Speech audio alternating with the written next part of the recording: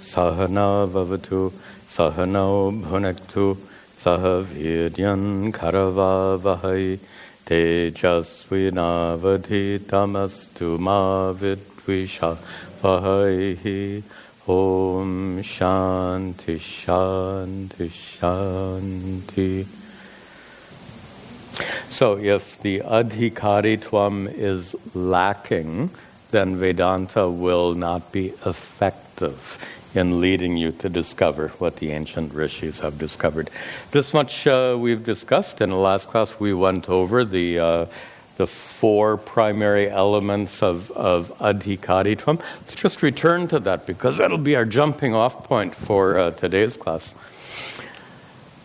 Remember that in order for Vedanta to be effective as a pramana, as a means of knowledge, you have to be an adhikari. And remember, our meaning of adhikari has nothing to do with the Hindi meaning. Our meaning is a qualified student. That's the only meaning for us. And we said there are four basic requirements for that adhikaritvam, for that status of being prepared. The first being viveka, the ability to discern or discriminate properly. We're going to come back to that for today's class. Then vairagya, dispassion, vairagya.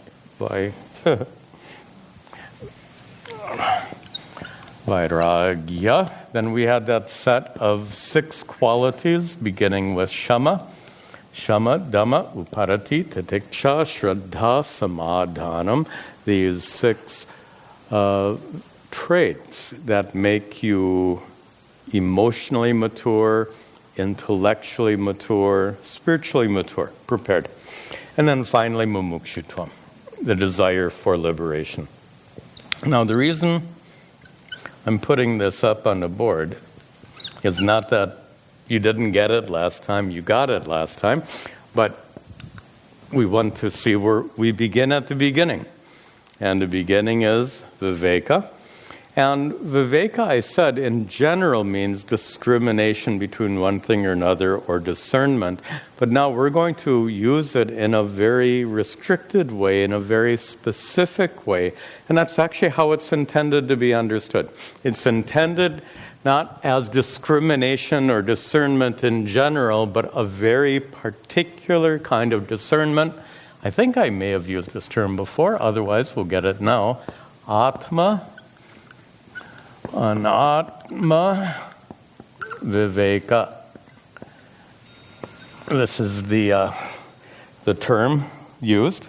Viveka, discernment, discrimination between atma, self, and anatma, literally non-self.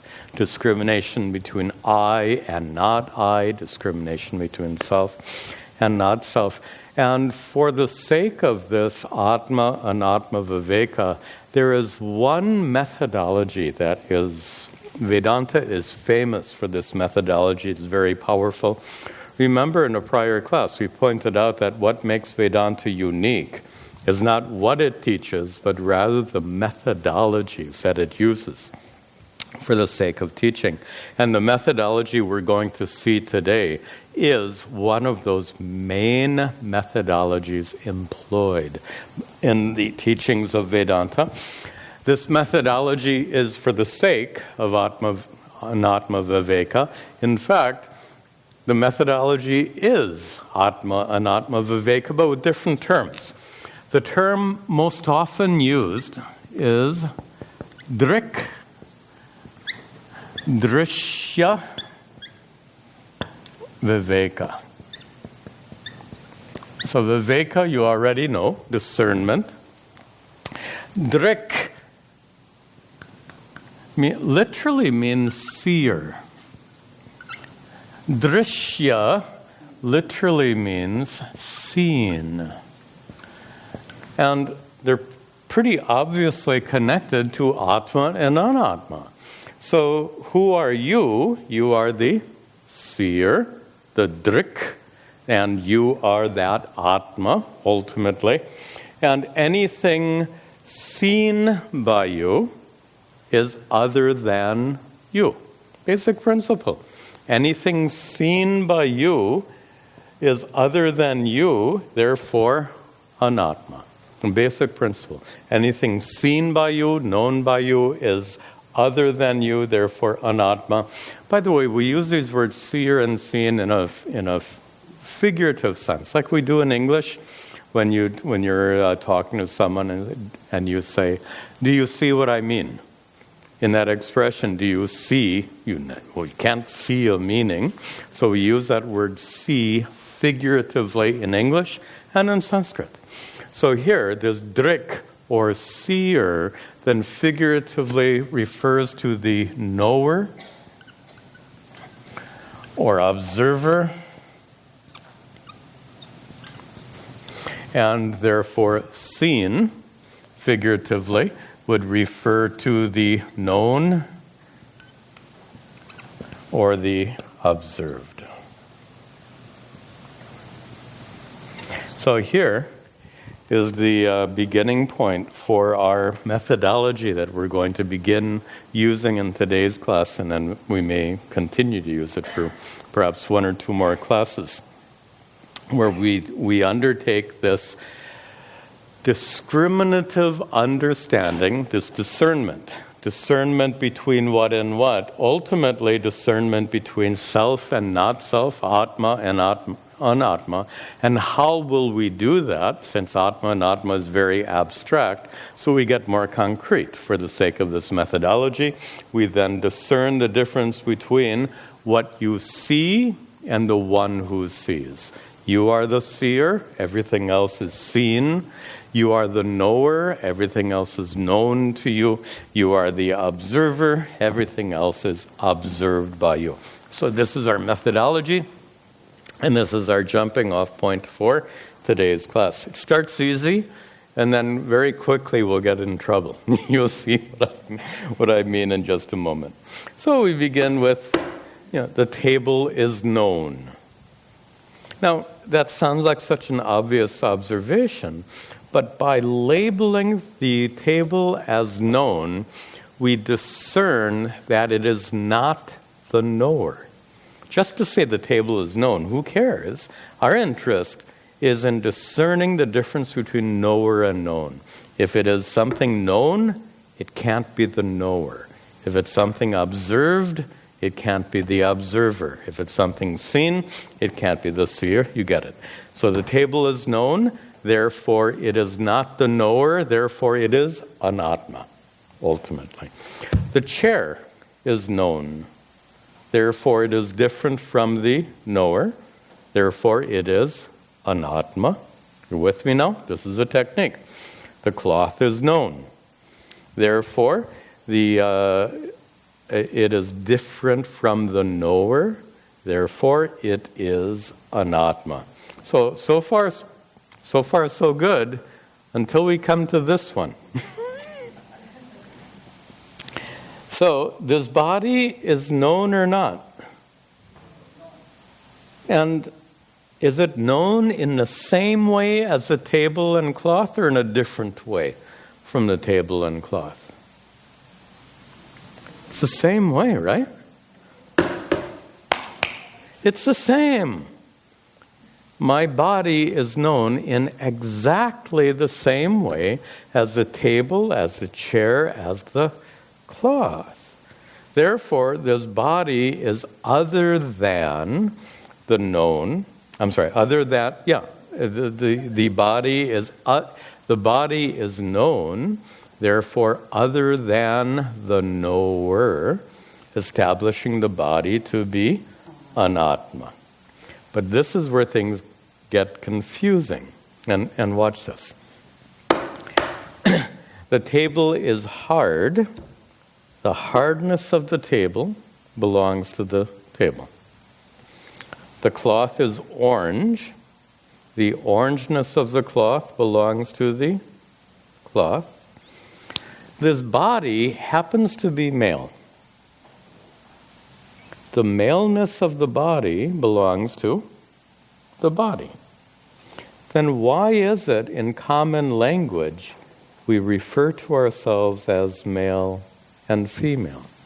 Because when we refer to ourselves, we're referring to the knower, correct?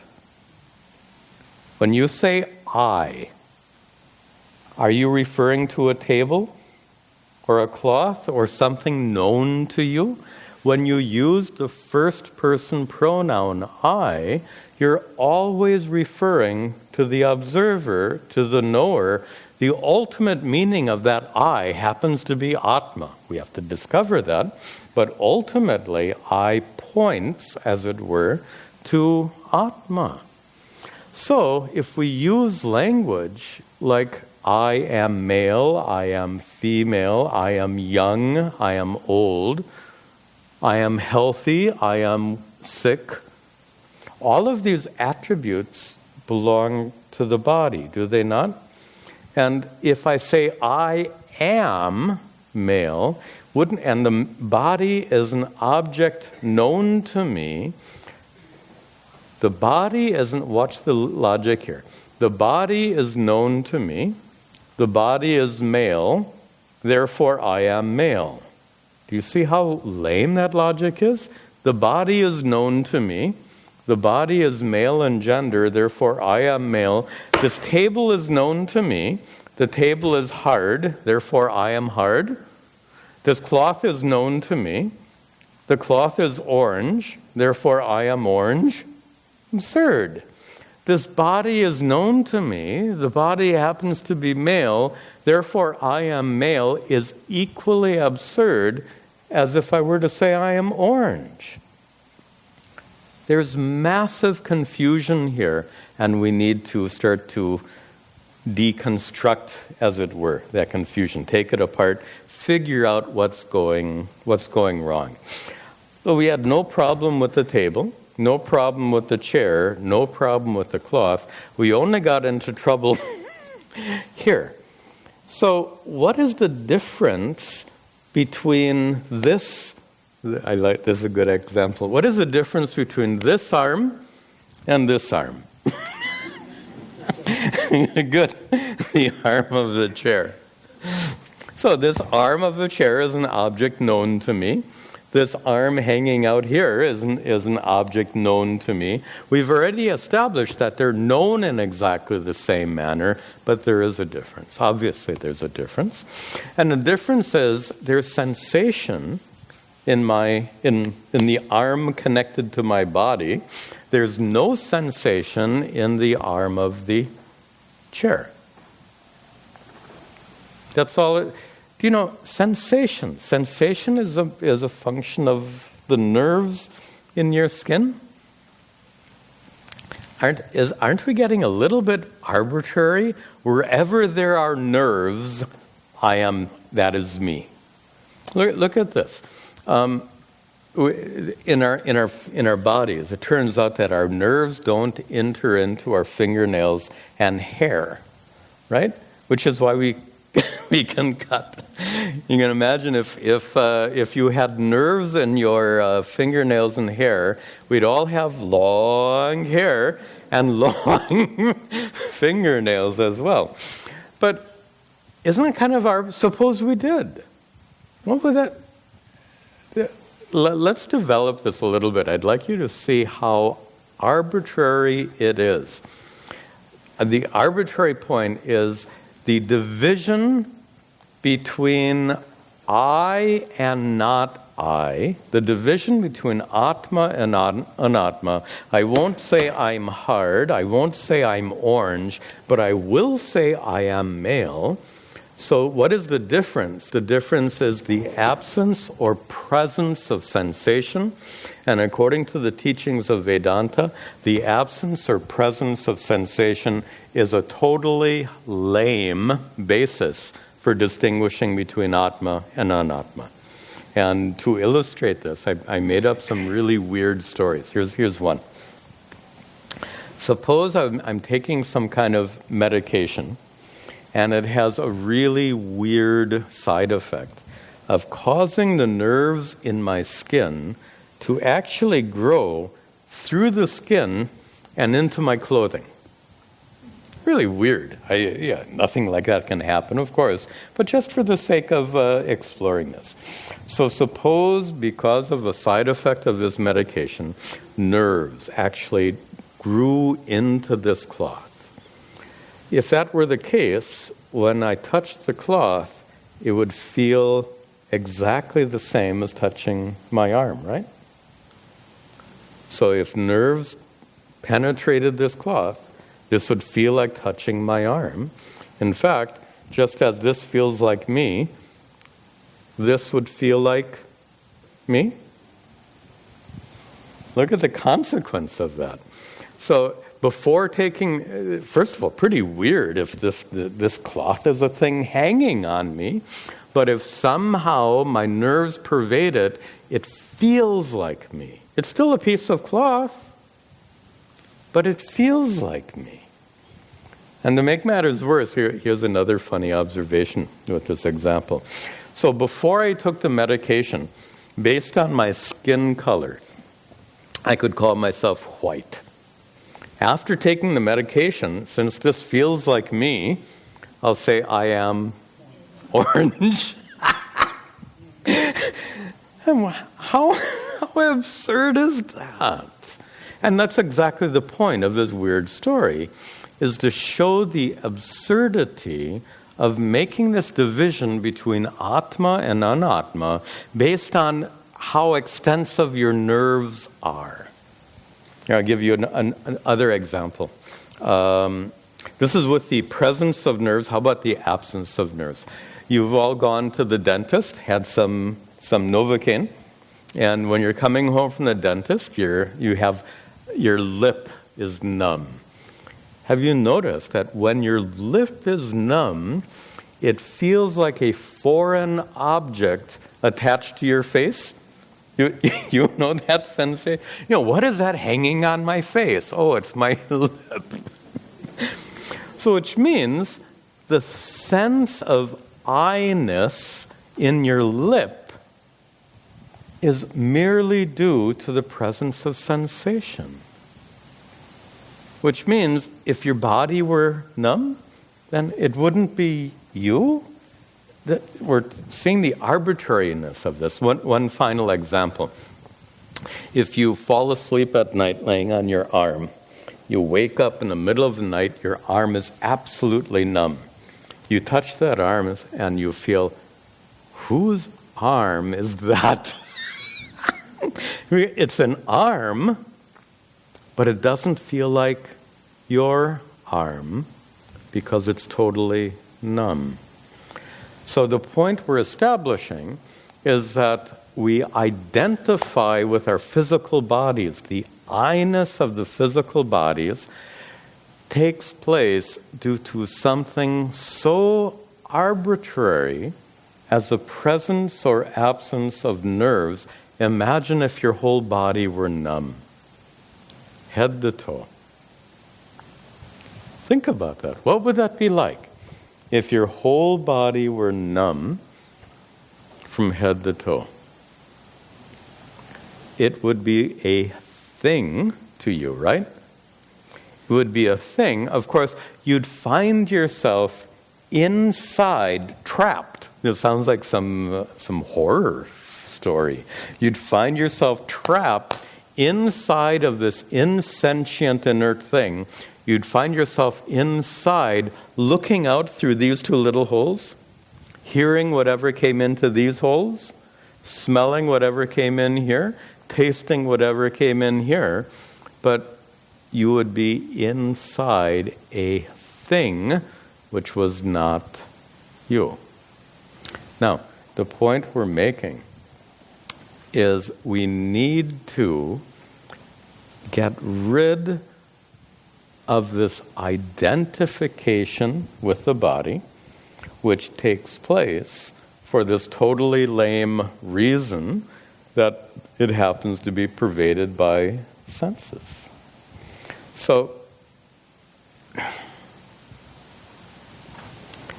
look at let's understand the consequences of this identification with the body a little bit more, just to see.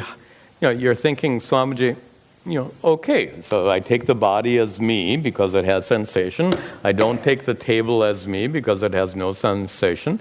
So you'll say, what is the big deal? So why are you teaching this? Yeah, I don't know. How would you say? Isme fayda kya hai? I like to show off my bad Hindi. What's the point? There is a very important point. If this table has a broken leg, okay, fix it. If this chair has a broken arm, okay, fix it. And if this arm is broken, oh. Now, it's a whole different thing. Because of the idea.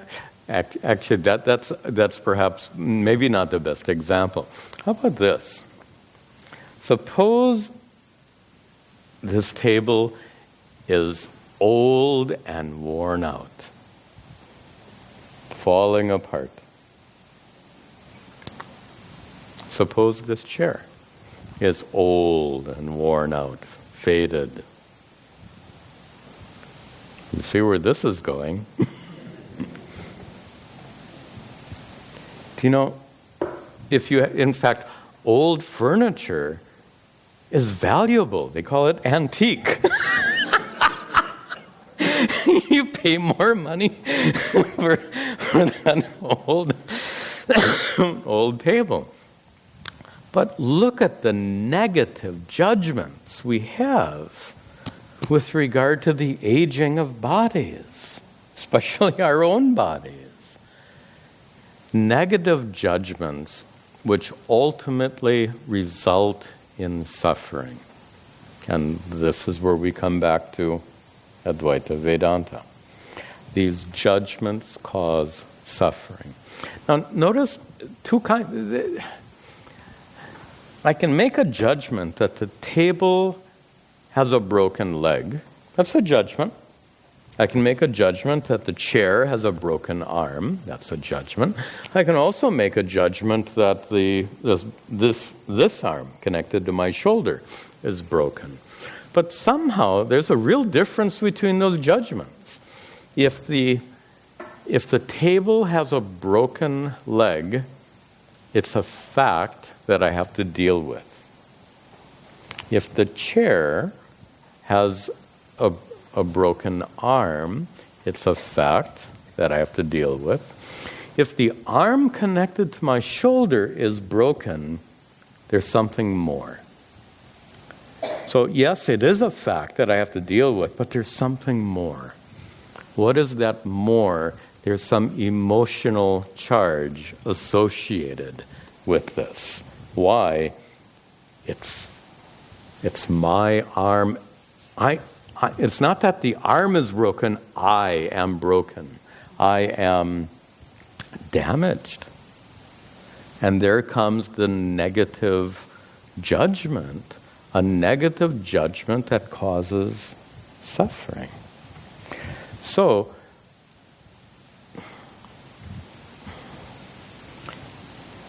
I'm trying. There's several things that we have to back up and we have to pick up on.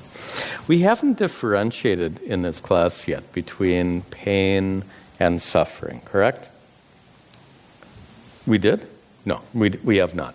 So I think at this point, let's go there and discern the difference between pain and suffering. It'll have a big role in our discussion here tonight. We've said again and again that the purpose of Vedanta is to put an end to human suffering. Notice that we haven't said the purpose of Vedanta is to put an end to human pain. For a very good reason. Do you think Mahatmas, enlightened people, experience pain? Unless their bodies are numb, of course they experience pain. But here's where we're going to make a very sharp distinction between pain and suffering. Pain is a physical sensation. That's our definition of pain. Pain is a physiological sensation. Most of you know that the nerves get excited in a certain way. Something very puzzling. The function of the body is something amazing. So if you touch yourself nicely like this, it feels good. If you apply fire to the same place, it burns, it hurts. And the difference is, if I understand correctly, there are different nerves that are getting stimulated. In the same place in your skin, there are some nerves that enjoy being touched like this. There are other nerves that get very angry when you burn them. But it's the same skin and the same nervous system. It's so bizarre. Anyway, pain is a sensation that we experience due to stimulation of nerves in ways that cause pain. Our definition of suffering is really different. Our definition of suffering is this: our response to pain is suffering. Pain is a physical sensation. Suffering is our response to that pain. I'll give you some examples. One is a headache. If you have a headache, it hurts. It throbs. It can be extremely painful. But have you noticed, along with the headache, often comes the feeling, oh, when will this headache go away? How can I function today? How am I going to handle the meeting I have and this I have, and why did this headache come back, and why can't I get rid of this headache? Do you notice that's a different thing altogether?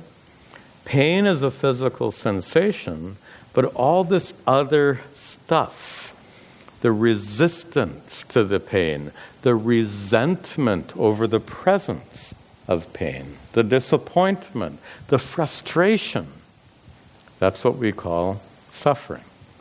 That suffering is a response to pain. Is it possible to have pain without suffering? Now, this is where Vedanta comes in a big way. Is it possible to have pain without suffering? We've said before, the Mahatma can experience pain. Suppose the Mahatma has a splitting headache, and you see the Mahatma doing this, and you say, "What's wrong?" And says, "Oh, my head hurts." And you say, "Oh, are you okay?" I'm absolutely fine. In fact, this is the best headache I've had in a long time. The most intense, exquisitely intense headache I've had for years. But I'm okay. It's possible to have pain without suffering. Suppose the chair has a broken leg. The broken leg is just a fact. Suppose the arm of this chair is broken. The broken arm is just a fact. Deal with it. Suppose this arm is broken. Usually there'd be a lot of suffering. Oh, I have to go to the doctor. I have to get X-rays, and I might require surgery to fix it. Or if I'm going to be in a cast, I won't be able. I'm right-handed, and this is my right arm. What am I going to do? Oh gosh, and it goes on and on and on and on. That's the suffering part. Suppose this arm was like the leg of the table, and the arm of the chair is just something broke. It needs to get fixed. Stop fussing about it. We can come out of this suffering, this fussing about it, through a kind of detachment or objectivity we can gain towards our own bodies. A kind of detachment. Let's explore this a little bit. Suppose as these teachings of Vedanta go in deeper and deeper, that it really becomes clear to you that it's absolutely arbitrary, the difference between the arm of the chair and the arm connected to the shoulder is just part of the world. It's just stuff. And so with that attitude, you gain a very pragmatic view towards your own body. If the table has a broken leg, fix it. If the chair has a broken arm, fix it. If this arm is, whatever is a problem, just fix it. Which means very objective, very pragmatic, completely without the suffering. Why? It's just a thing. It's not you. It's just a thing. Remember the example we gave. If your body was numb, head to toe, you would consider this just a big thing. You're looking out through these eyes, hearing what comes into these ears, but it's just a thing. Suppose you had that just total objectivity towards the body. If the body got ill, you deal with it. If whatever was the problem, you deal with it with objectivity because of a kind of detachment. Just as you have a detachment towards the table, towards the chair, you'll have the same detachment towards the body. Now, here's some people have a little problem. They'll make an argument like this. Swamiji, if I'm detached towards the body, then will I take care of it? Why would I bother? Wouldn't I become apathetic about the body and disinterested in the body? Because I don't care much about the table, I don't care much about the chair. So if I don't care about the body, then would I bother feeding it and drinking water? That's really not objectivity at all. What we're after, as I said, is objectivity. We know that we have to keep the body healthy, and there are certain things we should and should not do for the sake of keeping the body healthy. That's objectivity. That's not... When we use the word detachment, we use the word detachment in a very healthy way. Not in a sense of, who cares, it's just a body, but in a sense that, and here's a nice observation. This is something a little clever, I think. It's a Vedantic perspective on the body. So if it's my table, I'll take care of it, right? If it's my chair, I'll take care of it. If it's my body, I'll take care of it. Why? We always take care of our possessions, right? If it is yours, you take care of it, like you take care of your car. So if you have a car, you take care of it. It's a possession. It's only practical. By the way, this car is a great metaphor for the physical body. This is kind of too obvious of a metaphor, and that is you buy the car new, you drive it around for a number of years. When the car is old, and notice that you're inside the car, driving it around for a number of years. When the car is old and as the car gets old, then it starts breaking down again and again. You have to take it to the garage and get it fixed again and again.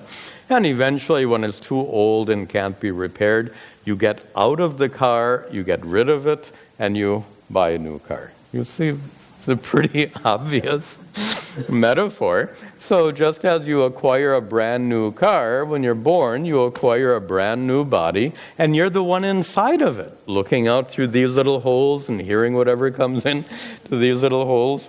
As you're inside of this one, and you're going around with it in life for several years, many decades, hopefully.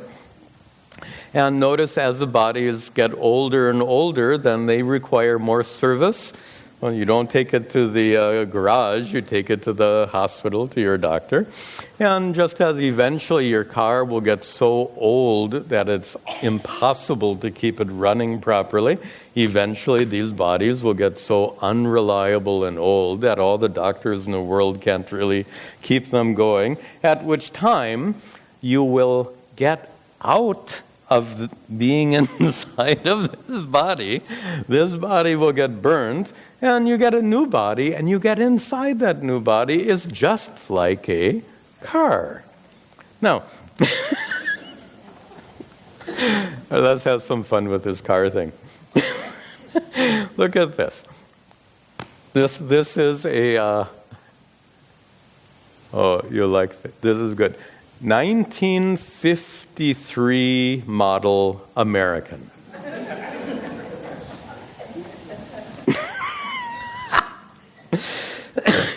Suppose you're driving around in a 2011 Toyota.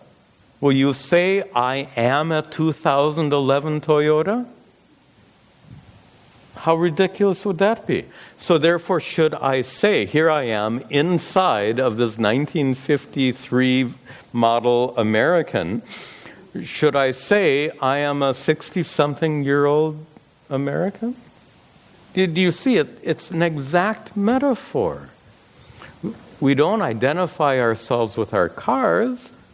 Why should we identify ourselves so intensely, so deeply, so completely with our physical bodies? It's just wrong thinking. Anyway, let me finish up the earlier point before I lose that thread entirely. So, your body is like a car, and if it's your car, you're going to take care of it because you don't want it to be breaking down if you don't have gas in the... Look at all the metaphors. You need gas in the gas tank, otherwise your car stops. That's pretty obvious. If we don't eat and drink, we stop. Change the oil. I don't know what that's a metaphor for. You figure it out. Whatever it is. Keep air in the tires. Whatever you have to do is just all very practical common sense to maintain the body. Now, here's the interesting observation. You take care of your body like you take care of a car because it's yours. Suppose your car is being repaired and you borrow a friend's car. So if you're borrowing a friend's car, driving it around for several weeks, will you take care of it? Of course you will. Whose car will you take care of better? Your car or the borrowed car? Isn't that interesting? You take care of a borrowed car more carefully than you would take care of your own car. Well, this is very interesting because, we've been calling this my body. Can you show me a deed? You can show me a birth certificate, but that only shows that your mother gave birth to you. That doesn't prove anything. You don't have a deed to your body. And here's a very Vedantic perspective. Actually, I do remember Pujya Swami Dayananda talking about this very topic. And he said, you are not the owner of the body. You are a caretaker of this body. Like you're the caretaker of a car loaned to you. You are the caretaker of this body because it is a gift given to you to use for a period of time, just like a car loaned to you to drive around for several weeks. So this body was gifted to you at your birth. Now, we can say, if we say it's a gift, we can say whose gift at one level. You say it's your parents' gift. But I think in a more Vedantic sense, could we not say that at the time of our birth, we are gifted with a body by Ishvara? the God of the universe. Gifted because Ishvara is karma phala data, the giver of the fruits of our actions.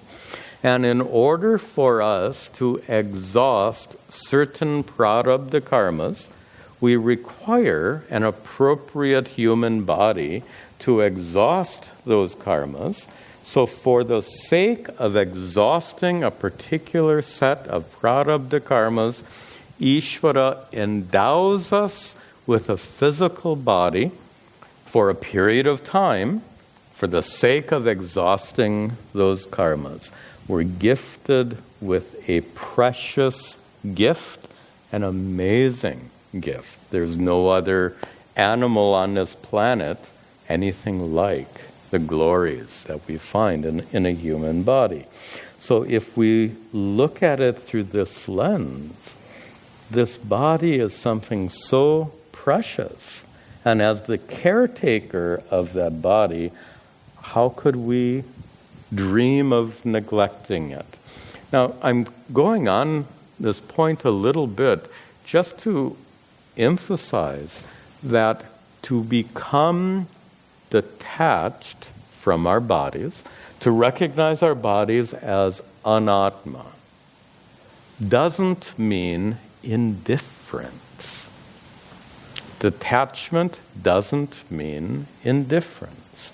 Detachment before we defined as objectivity. If the chair has a broken arm, fix it. If the body has a broken arm, fix it. Objectively, without all this suffering that usually gets loaded on. That's detachment, that's objectivity, that's just clear thinking. But none of this discussion suggests that we should treat the body with indifference. As we said, if it's my table, I'll take care of it. If it's my chair, I'll take care of it. If it's my body, I'll take care of it. And if it's a gift, and I am the caretaker of this gift, I will take care of it even more carefully. And something else about this detachment. Somehow, detachment in many minds conjures up the idea of, I don't care. And what I'd like you to see is that detachment allows us to care even better. Here, let me get the best way to do this is with an example.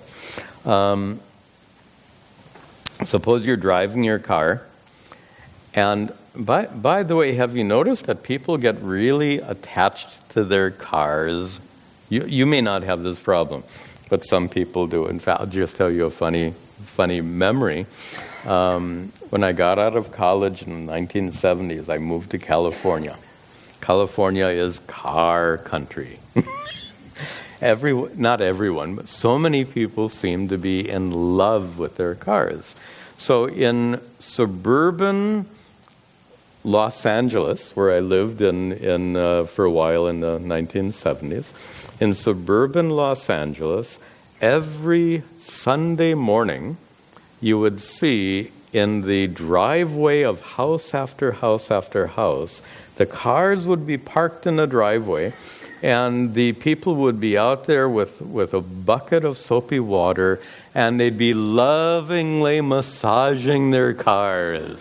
This was a Saturday morning or Sunday morning ritual in suburban Los Angeles car country. Everyone is attached to their cars, in love with their cars, and people. Some people are so attached. You get a little dent, and they free. It's as if their body were injured. They're really upset because their cars are dented. But you can certainly appreciate that having an objective kind of detachment towards your car is a good thing. And here's a good example. Suppose you're really attached to your car, and then it breaks down on the highway. You start crying. Now, crying isn't going to get your car fixed. If you could be at least clear-headed enough to bring out your phone and to call and get some service, then you'd be okay. But if you're crying, you're crying, oh, why me? Why did this happen to me? Notice the metaphor. This is a little tough metaphor, but it's worthwhile. If you're attached to your car and it breaks down, you can be so upset. You're crying in your car, why me, why me? And that doesn't help you get the car fixed. In fact, it's a small obstacle to getting the car fixed. Now, here's the tough part. Suppose you're diagnosed with cancer. Many people who are diagnosed with cancer get deeply depressed. Not surprising. Not surprising at all. But you may have heard that there have been medical studies that have shown that people who are deeply depressed have worse outcomes for medical treatment than people who are emotionally healthy. You get it? If you're so identified with the body that when you get the cancer diagnosis, you become deeply depressed, that depression is actually going to make your future treatment less effective. Suppose, with the help of these teachings of Vedanta, you had a much more objective and healthy detachment towards your body. The chair has a broken leg. The table has a broken leg. Fix it. The chair has a broken arm. Fix it. The body has cancer. Fix it. Suppose it can't be fixed. Then get another one. If you take your car to the service garage and he says, I'm really sorry, it'll cost more money to fix your car than it would be worthwhile. Yeah, you've probably been through something like that. And what do? You get rid of the car and get a new one. It's something very pragmatic. It's something very objective when you have this healthy detachment towards the body. And that's what we're after through the teachings of Vedanta, is a healthy detachment towards the body. You recognize that you are absolutely... First of all, you recognize that your body is a thing. It's part of the world. Like the table is a thing in the world, like the chair is a thing in the world, this body is just another thing of the world. It feels a little different only because of the presence of sensation. We'll get to something else.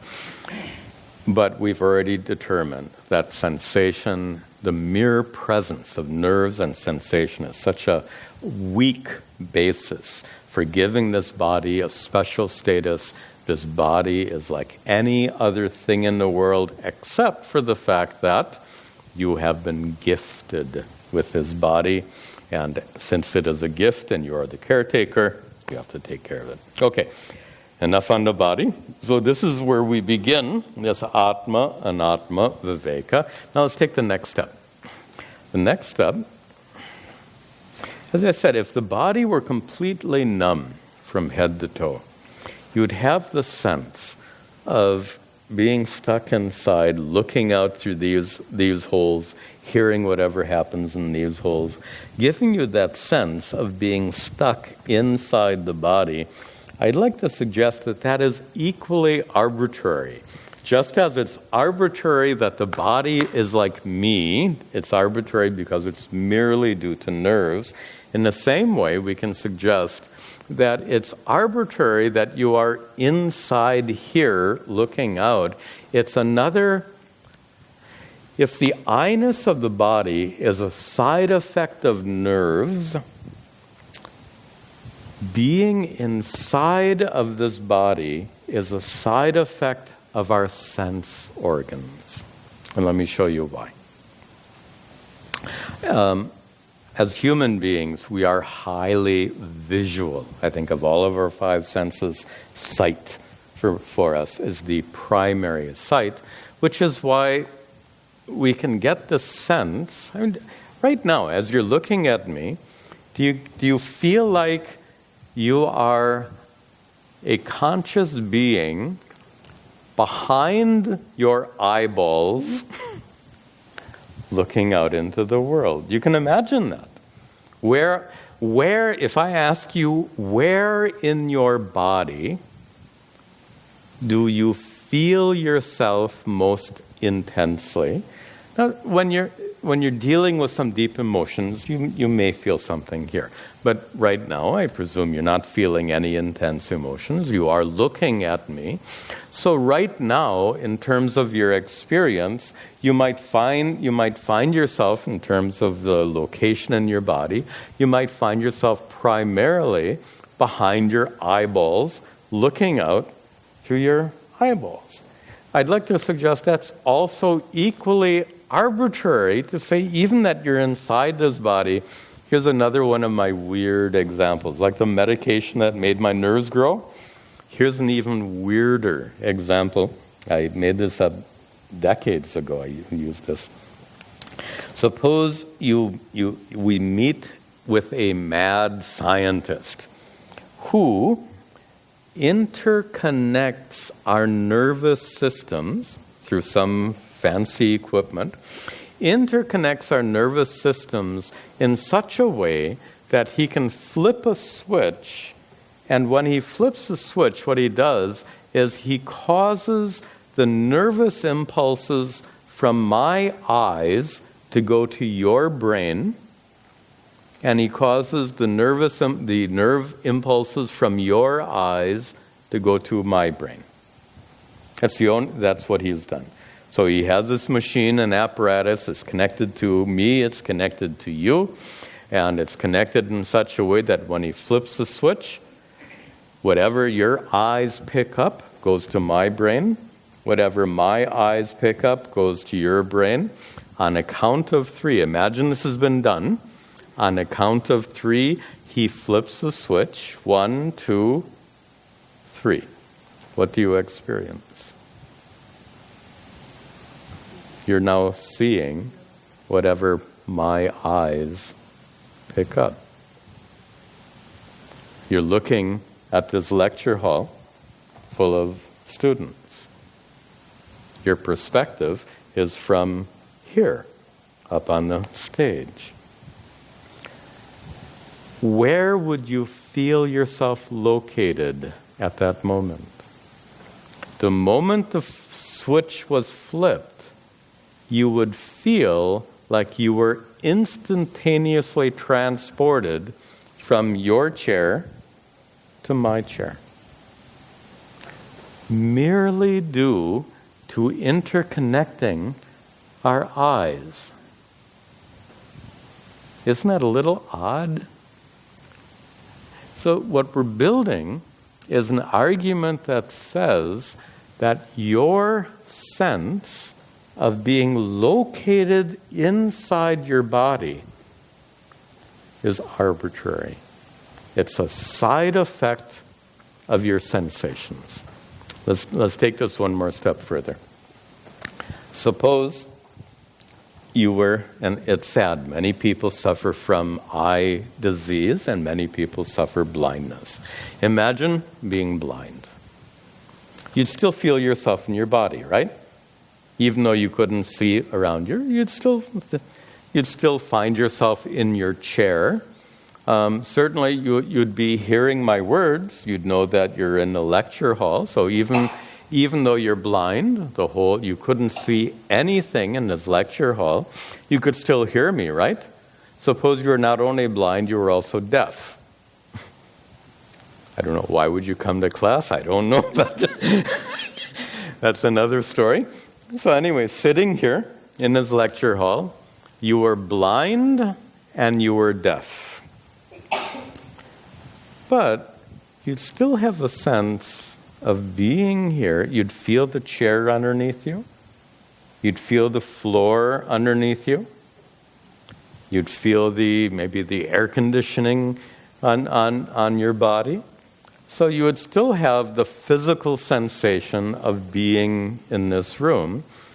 Now suppose we gave the example before of your body being completely numb. So this is our next weird example. Suppose you were, the expression blind, deaf, and dumb. My expression is blind, deaf, and numb. Suppose you were blind, deaf, and your body was completely numb from head to toe.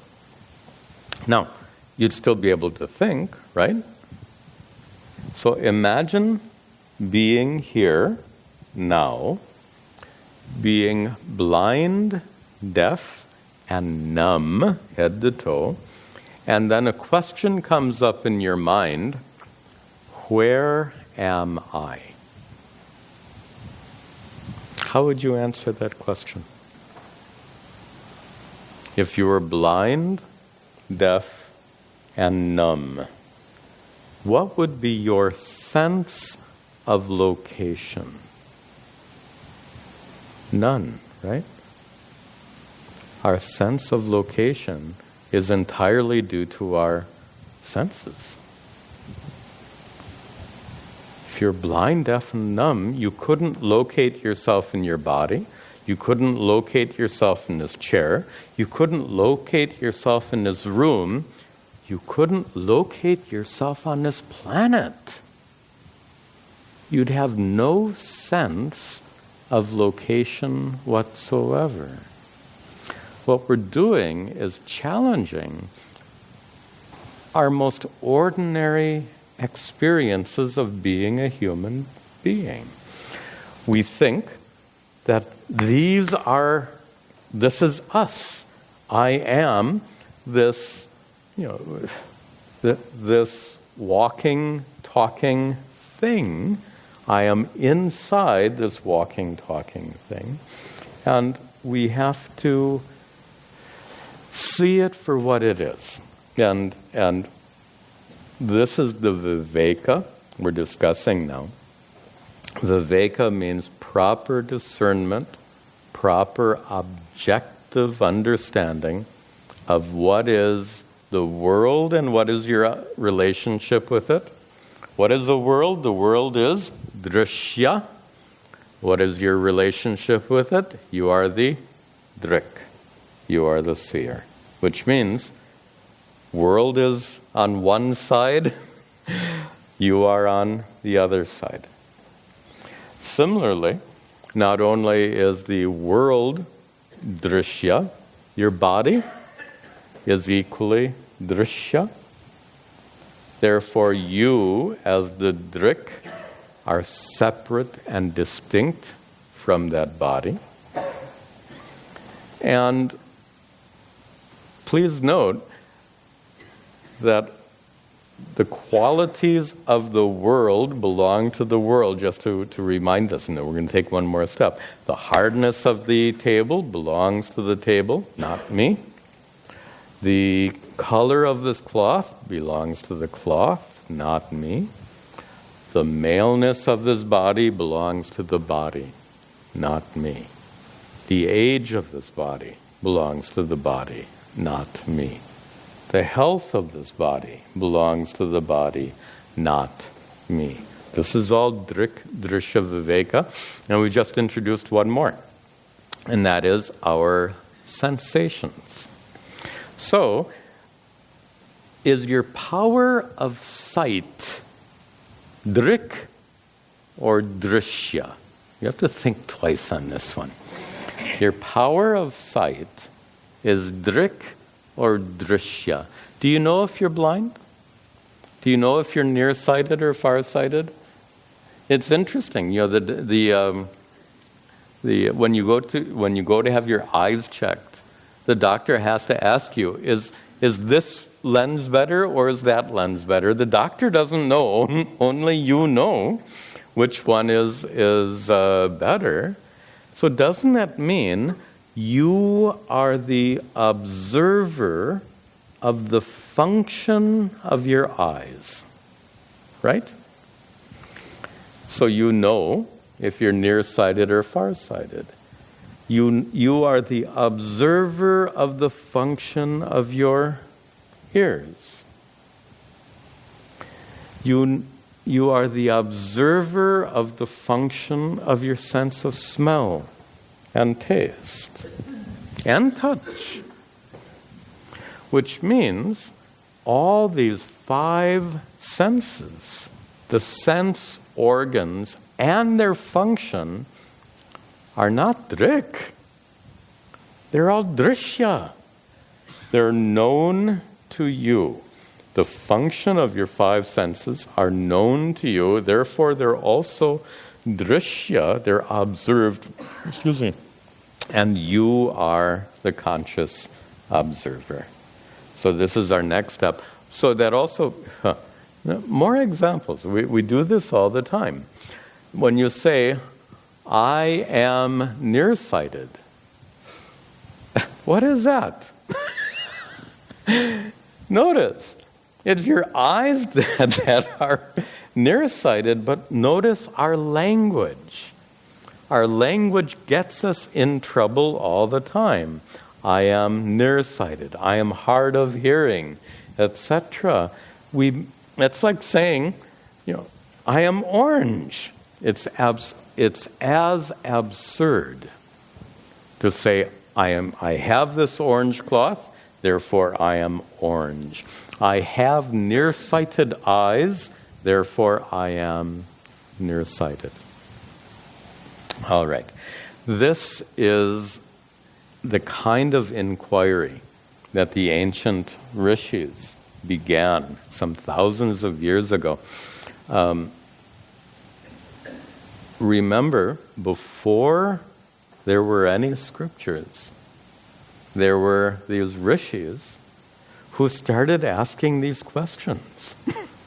These questions, who am I? What is my boundary? Where do I end and where does the world begin? So imagine those first rishis undertaking this exploration for the first time and making the discoveries that we've just discussed here this evening. Fortunately, we don't have to duplicate their inquiry.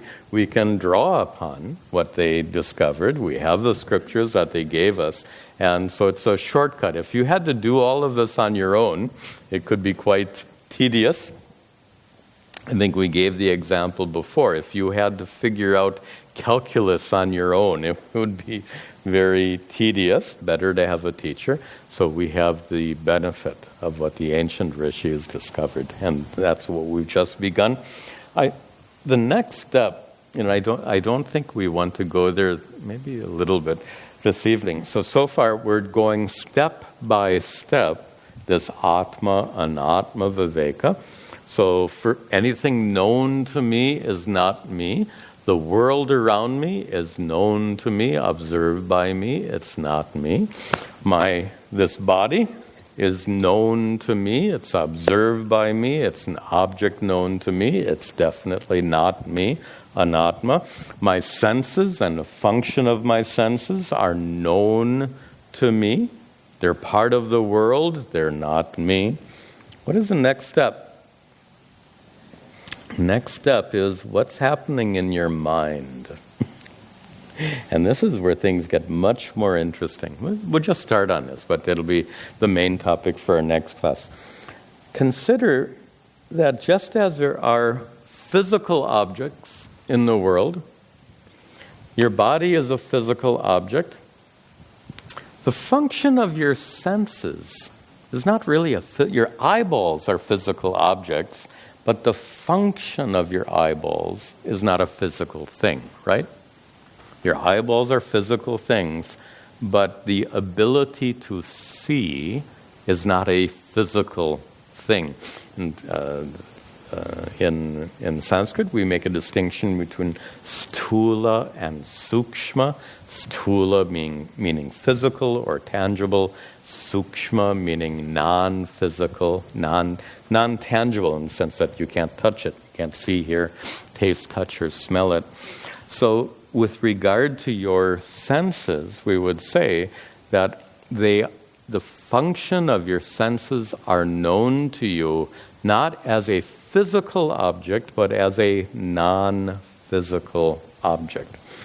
Your body is known to you as a physical object. The chair and table are known as physical object. The function of your senses are known to you as non-physical object. Now, if you're struggling with this idea of non-physical object, let me ask you, have you ever experienced happiness? You've experienced it. Is it a physical object? If it's not a physical object, then shall we say it doesn't exist? No. It exists, but not as a physical object. That's what we want to understand. So in Sanskrit, we use the word sukshma to describe a non-physical object. Still an object. Something you experience, but it's not something tangible. So with that in mind, the function of your senses are non-physical objects known to you. How about thoughts? Thoughts are non-physical objects. Are your thoughts known to you? What's happening in your mind right now? Don't tell me. Maybe I don't want to know. The point is, whatever is happening in your mind right now is known to you. Your thoughts are non-physical objects known to you. Drik or drishya. Your thoughts are drishya, mental objects known to you. How about emotions? When you're happy, do you know you're happy? Do you know the presence of happiness? When you're sad, do you know the presence of sadness? Happiness and sadness are known to you. They're observed by you. What does that say? Known, observed. Anatma. You are the observer. You are the knower. You are that atma, that conscious observer. Now, let's see where we want to end our discussion tonight.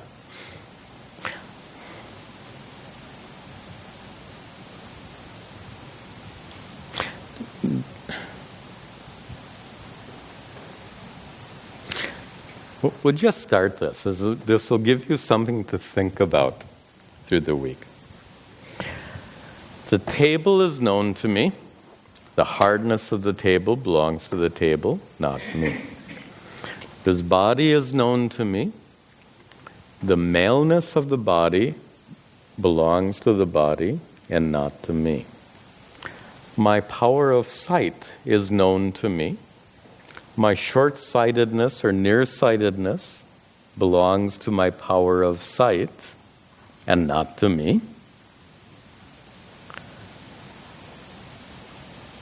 Happiness and sadness exist in this mind. Happiness and sadness belong to the mind and not to me, the observer of the mind. We'll spend a whole next class on this. But notice the logic. It's the same thing. The hardness of the table belongs to the table. The maleness of the body belongs to the body.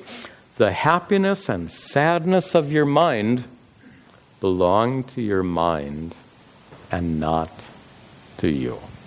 So this is where Vedanta leads us in this method called atma, anatma viveka, or Drik, drishya viveka. And this is actually a good place to stop for tonight. So when we meet next time, we'll come right back to this point, and that is to understand that whatever happens in your mind is drishya, and you are the Drik. That means whatever happens in your mind doesn't belong to you, doesn't even affect you. We'll discuss all that in our next class. We'll conclude with our prayers. Om sarve bhavantu sukhinah, sarve santu niramayaha, Sarve bhadrani pashyantu ma kaschid dukkha bhag bhavet asato ma satgamaya tamaso ma jyotirgamaya mrityor ma hamritangamaya. Om Shanti Shanti Shanti.